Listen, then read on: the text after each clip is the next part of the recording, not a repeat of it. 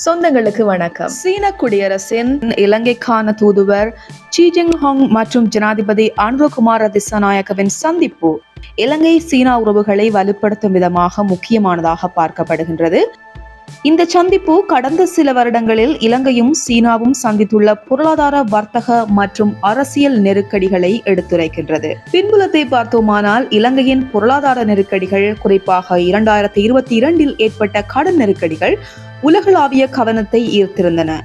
சீனாவிடமிருந்து இலங்கையை பெறப்பட்ட கடன் நாட்டின் கடன் சுமையில் முக்கிய பங்காற்றியிருந்தது. சீனாவின் பெரும் பங்கு கட்டுமான திட்டங்கள் மற்றும் மாபெரும் அடிக்கடி முன்னிறுத்தப்பட்ட பிணை முறை கடன்களுக்கான நிதியுதவி மூலம் வழங்கப்பட்டது. இதற்கு உதாரணமாக அம்பாந்தோட்டை துறைமுகம் மற்றும் கொழும்பு துறைமுக நகரம் போன்ற மாபெரும் உட்கட்டமைப்பு திட்டங்கள் சீனாவால் ஆதரிக்கப்பட்டமையை குறிப்பிடலாம். இந்த நிலையில் 2022 இலங்கை கடன் மறுசீரமைப்பு சர்வதேச நிதி தகுதிகான் எதிர்பார்ப்பில் சீனாவின் முடிவுகள் முக்கியமாக மாறியிருந்தன. இங்கு சீனா கடன் மறுசீரமைப்பு தொடர்பில் தற்காலிக தீர்வுகளையும் இலங்கையின் பொருளாதார மீள்கட்டமைப்புக்கு தனது ஆதரவையும் உறுதி செய்திருந்தது. தற்போதைய சூழ்நிலையில் தூதுவர் சீ ஜின்ஹாங் ஜனாதிபதியுடன் நடத்திய நேற்றைய சந்திப்பு சீனாவின் நீடித்த ஆதரவை மீண்டும் உறுதிப்படுத்தும் ஒரு குறியீடாக பார்க்கப்படுகின்றது.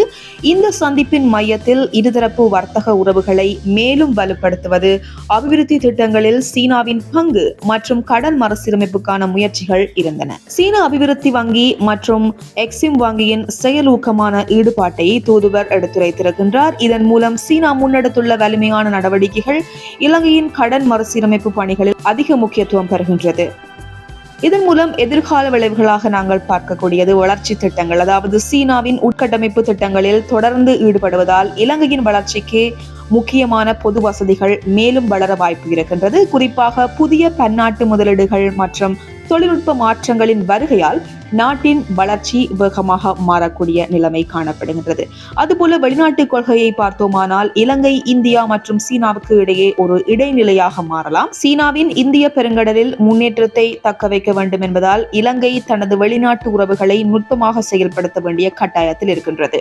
கடன் மறுசீரமைப்பு பற்றி பார்த்தோமானால் சீனாவின் உறுதிப்பாட்டால் இலங்கை தற்காலிக நிவாரணங்களை பெறலாம். ஆனால் இந்த நிவாரணங்கள் கடன் நிலைமையை நிதானமாக மாற்றாமல் எதிர்காலத்திலும் இன்னும் கடினமான பிணை முறைகளுக்கான வாய்ப்புகளை ஏற்படுத்துமோ என்ற அபாயமும் காணப்படுகின்றது. பொதுமக்கள் மற்றும் அரசியல் நெருக்கடிகள் தொடர்பாக பார்க்க போனால் சீனாவுடனான நெருங்கிய உறவுகள் இலங்கையில் இருக்கின்ற சில பிரிவினர்களிடையே எதிர்ப்பை கொண்டிருக்கலாம். குறிப்பாக நாடு தற்காலிக நிவாரணங்களை பெற்றாலும் நாட்டின் அரசியல் அமைப்பு மற்றும் மக்களின் நலன் தொடர்பான கேள்விகள் மேலோங்கப்படலாம். இது தொடர்பாக நிபுணர்கள் கூறும் கருத்துக்களை பார்த்தோமானால் சீனாவின் கடன் மறுசீரமைப்பு முன்முயற்சிகள், வர்த்தகம் மற்றும் உள்கட்டமைப்பு திட்டங்களில் மேலும் ஈடுபாடு ஆகியவை இலங்கையின் தற்போதைய பொருளாதார நெருக்கடிகளை தற்காலிகமாக தணிக்க உதவலாம்.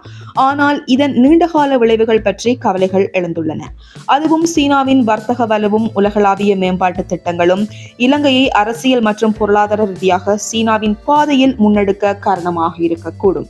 எது எவ்வாறாக இருப்பினும் சீன தூதுவரின் இந்த சந்திப்பு இலங்கை சீன உறவுகளின் அடித்தளத்தை வலுப்படுத்துவதற்கு வழிவகுக்கின்றது.